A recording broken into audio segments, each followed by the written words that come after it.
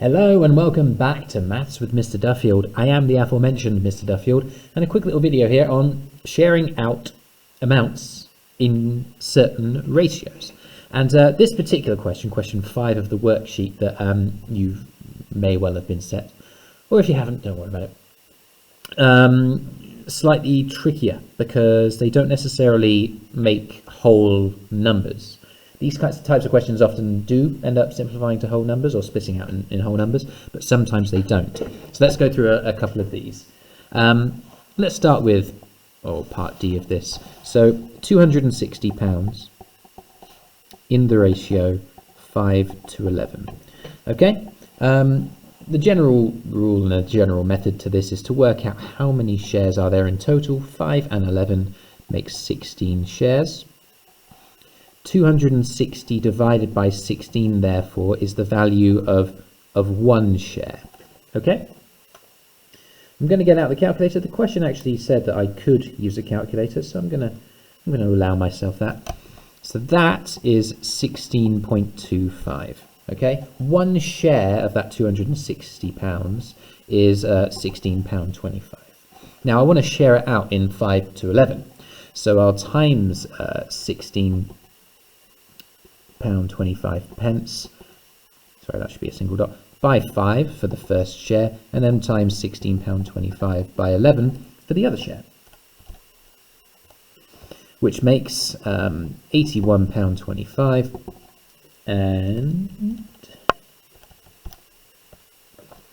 £178.75p.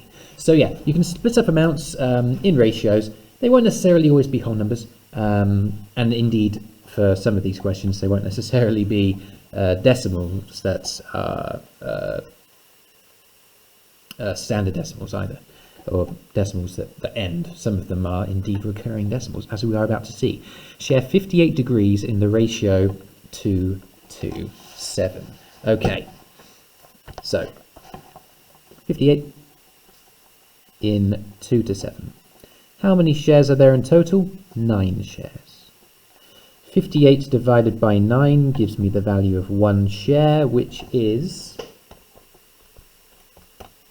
get out my calculator, 6.4 recurring. 6.4 recurring. The 4s go on forever. And it's easy to look at that and be like, well, I must have made a mistake somewhere. But nope, we followed the method, we've done it correctly. It just so happens to be a weird decimal. So it's 6.4 recurring times 2 for one share, and 6.4 recurring times 7 for the other. Okay, so my first share is 12.8 recurring, and then let me just get the numbers nice and right here. Yeah, 45.1 recurring for the other share. Let me just move the screen up so I can physically show you what's going on here. Yeah, just when it comes to typing this stuff in the calculator, 6.4 we knew was the answer to the division 58 by 9. So in my calculator, I'm going to physically put 58 over 9 in my calculator like that, or 58 divided by 9, and that'll be 6.4 recurring. Okay? And then that is the thing that I times by 2 for the first share. 116 over 9 is the fraction. And then if I press the SD button here, that gives me 12.8 recurring. That's where I got that number from. Okay, that's part E. Why don't we do part F just to make sure this is really solidified. 880 seconds on the worksheet here in the ratio 2 to 5 to 11. Okay, add all of these shares together to work out how many there are in total. 2 plus 5 is 7, so there's 18 shares in total. The value of one share is 880 over 18. That is 48.8 recurring. It is a recurring, but we're going to treat it in the same way. And remember, I can always type in 880 divided by 18 in a bracket on my calculator if I struggle to reproduce that. So, what are my shares? 48 0.8 recurring times 2 is one of the splits. 48.8 recurring times 5 is another.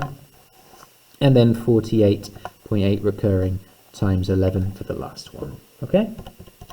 So working that out, and if I let me show you physically what I'm doing here. Open a bracket, 880 divided by 18, that is 48.8 recurring. Okay? Because that was the fraction that we had earlier on. Times it by 2 to work out the first share. 880 over 9. To make more sense of that, press the SD button. 97.7 recurring. Okay, and then for 48.8 over times by 5, again 880 over 18 gives me my my 48.8. Times that by 5, it makes 2,200 over 9, which is 244.4 recurring. Okay, 244.4 recurring. And then to quickly do the last one, I mean, it's the same process again. 880 over 18 times the answer to that by 11, and we get 537.7 recurring. So those are the splits. Those are the shares for that particular question.